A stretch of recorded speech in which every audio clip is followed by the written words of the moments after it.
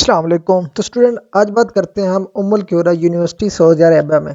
अगर आप इस यूनिवर्सिटी में स्कॉलरशिप बेस पे अप्लाई करना चाहते हैं और इंटरनेशनल स्टूडेंट हैं किसी भी स्पेसिफिक डिग्री प्रोग्राम में, चाहे बैचलर हो चाहे मास्टर हो या पीएचडी हो, आप एफएससी के स्टूडेंट हैं या मास्टर के स्टूडेंट हैं या आप बैचलर के स्टूडेंट हैं, तो किस तरह से आपने स्कॉलरशिप बेस में किसी भी स्कॉलरशिप डिग्री प्रोग्राम में अप्लाई करनी है, तो इस वीडियो में आपको बताऊंगा कि इसकी एलिजिबिलिटी क्या होगी, क्या क्या बेनिफिट्स ये यूनिवर्सिटी प्रोवाइड करेगी। फर्स्ट में हम बात करते हैं इस यूनिवर्सिटी के बारे में।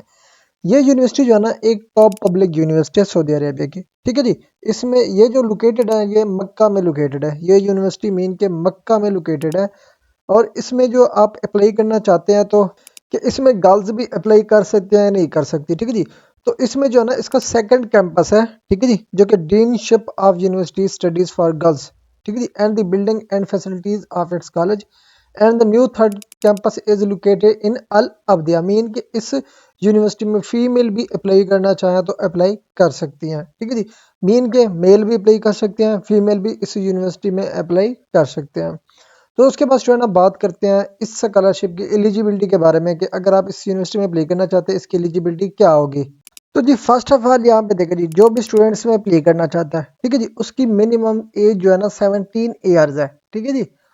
और उसके अलावा जो इसमें अप्लाई करना चाहते हैं, मैक्सिमम एज रिक्वायरमेंट है वो है 25। जिन स्टूडेंट की 25 है या 17 है, वो इस स्कॉलरशिप के लिए या इस यूनिवर्सिटी में किसी भी डिग्री प्रोग्राम के लिए अप्लाई करना चाहता है, तो वो एलिजिबल है। ठीक है जी। उसके अलावा कोई भी स्टूडेंट ऑलरेडी कोई भी स्कॉलरशिप अवेल ना कर रहा हो, मीन के फर्स्ट टाइम इस स्कॉलरशिप के लिए अप्लाई कर रहा हो। दूसरा, कोई भी ऐसा स्टूडेंट जो सऊदीया की किसी भी यूनिवर्सिटी से ड्रॉप आउट हो गया है, तो वो भी दोबारा इसमें अप्लाई नहीं कर सकता है। इसके अलावा स्टूडेंट जो भी इसमें अप्लाई करना चाहते हैं, उनको जो है ना, एक मेडिकल एग्जामिनेशन पास करना पड़ता है, जो कि यूनिवर्सिटी खुद लेती है। ठीक है जी, यूनिवर्सिटी का खुद का टेस्ट आपको देना पड़ता है। उसके बाद यहाँ पे देखिए जी, उम्मुल क्यूरा यूनिवर्सिटी में expect student reference from an individual of the bodies institution और personalities designation by the mean के जो स्टूडेंट इसमें अप्लाई करना चाहते हैं, उनको जो है ना रेफरेंस ऐड कराने पड़ेंगे। मीन के जहाँ से आपने लास्ट क्वालिफिकेशन कंप्लीट की हुई है, वहाँ से आपने दो टीचर्स हैं, प्रोफेसर है या असिस्टेंट प्रोफेसर है, वहाँ से आपने दो लेटर रिकमेंडेशन बनवाने हैं और आपने एप्लीकेशन के साथ यहाँ पे अटैच करने हैं। दूसरा, आपको जो है ना मेडिकल फिट होना पड़ेगा। मीन कि आपको कोई बीमारी या कोई डिजीज, कोई भी ऐसे हेल्थ इश्यूज ना हो। उसके अलावा he must be good conduct, mean कि आपकी करेक्टर जो पुलिस क्लियरेंस सर्टिफिकेट होती है, ठीक है जी, नॉन क्रिमिनल सर्टिफिकेट होती है, वो भी आपको यहाँ पे प्रोवाइड करनी पड़ेगी यूनिवर्सिटी में अप्लाई करने के लिए, ताकि आपका good conduct as a proof वो देख सके। ठीक है जी। उसके बाद स्टूडेंट आप बात करते हैं इसके बेनिफिट्स की। तो इसमें स्टूडेंट जो बेनिफिट्स आपको प्रोवाइड करती है ना, the government of kingdom of Saudi Arabia provide scholarship for non Saudis, mean के इंटरनेशनल स्टूडेंट को स्कॉलरशिप प्रोवाइड करती है। ठीक है, जो कि यूनिवर्सिटी उनकी यूनिवर्सिटीज़ होती हैं, प्राइवेट होंगी या गवर्नमेंट यूनिवर्सिटीज़ होंगी। इसमें जो स्कॉलरशिप होते हैं वो दो टाइप्स के होते हैं। ठीक है जी। एक होता है इंटरनल स्कॉलरशिप। इंटरनल स्कॉलरशिप कौन सा होता है?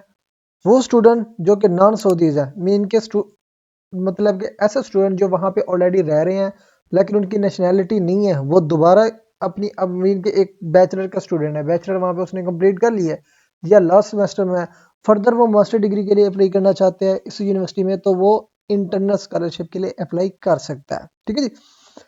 उसके बाद सेकंड वन होता है जी एक्सटर्नल स्कॉलरशिप। एक्सटर्नल स्कॉलरशिप में तमाम इंटरनेशनल स्टूडेंट अप्लाई कर सकते हैं। ठीक है जी, किसी भी कंट्री से आप बिलोंग करते हैं तो आप इसमें अप्लाई कर सकते हैं। उसके बाद स्टूडेंट हम बात करते हैं स्कॉलरशिप प्रोसीजर की। ठीक है जी, स्कॉलरशिप का प्रोसीजर क्या होता है, उन्होंने यहाँ पे कंप्लीट आपको डिटेल बताई हुई है। ठीक है जी।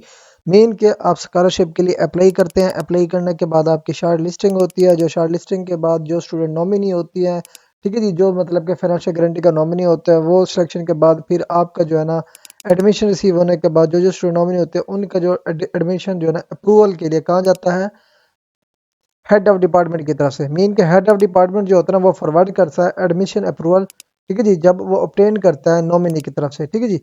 Together with the English language study approval to the dean of the college take decision in this regard through this college council. The minutes of the college are forwarded to the president of the university for approval. उसके बाद after obtaining the approval for the university president, the letter is referred to the university vice president for postgraduate studies with the scientific research to submit this letter before sending committee for scholarship and training in university accompanied by a presentation memo and the support documents before the committee to review. उसके बाद the department review the letters during the meeting of the scholarship and training committee after making sure that all the requirements are met. उसके बाद after the meeting of the committee, the minutes of meeting are prepared and then forwarding to university president to obtain the necessary approval. After obtaining the university president approval, the letter is forwarded to the Secretary General of the University Council to review before the University Council.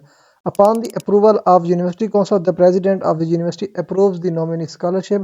According to the decision of His Excellency University President, the scholarship student is entitled to request the department to issue the executive decision via the e-services displayed on the website of the scholarship department. After the issuance of executive decision, a copy of its sent to the relevant authorities inside and outside the university, including the cultural attack at the attach at the country of the scholarship. Then the student on scholarship can get a copy executed decision after obtaining the entry visa and submitting the necessary pledge. Mean के ये complete procedure है।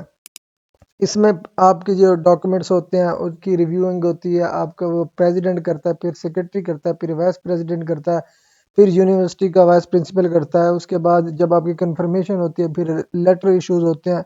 Letter issues होने के बाद फिर वो student का एक तो स्टूडेंट जब एप्लीकेशन सबमिट करता है उसके पोर्टल पे रिजल्ट इशू करते हैं। उसके बाद जब स्टूडेंट को इन्फॉर्म करते हैं कि ये स्टूडेंट जो नॉमिनी है मीन के जो स्कॉलरशिप नॉमिनी होता है उसको इन्फॉर्म करते हैं। इन्फॉर्म करने के बाद उनको जो है ना एंट्री वीज़ा दिया जाता है। एंट्री वीज़ा देने के बाद जो है ना उसको फिर जो रिक्वायर्ड डॉक्यूमेंट्स होते हैं वो उनको प्रोवाइड करने पड़ते हैं। तो ये ओवरऑल इनके स्कॉलरशिप एप्लीकेशन का प्रोसीजर है, ठीक है जी, जो इन्होंने यहाँ पे मेंशन किया हुआ है। तो इसी तरह से अगर आप इस यूनिवर्सिटी में अप्लाई करना चाहते हैं, ठीक है जी, स्कॉलरशिप बेनिफिट्स मैंने आपको बता दिए हैं, ठीक है जी। और इसमें अगर डिग्री प्रोग्राम चेक करना चाहते हैं तो डिग्री प्रोग्राम भी आप यहाँ पे चेक कर सकते हैं। उमर क्यूरा की यूनिवर्सिटी की वेबसाइट पर ऑफिशियल को ओपन करें। ओपन करने के बाद इस यूनिवर्सिटी को विजिट करेंगे तो यहाँ पे इसके जो तमाम तर डिग्री प्रोग्राम या यहाँ पे आप डायरेक्ट कोर्सेज पे भी क्लिक कर सकते हैं। कोर्सेज पे क्लिक करेंगे तो यहाँ पे इसके तमाम तर कोर्सेज यहाँ पे ओपन हो जाएंगे।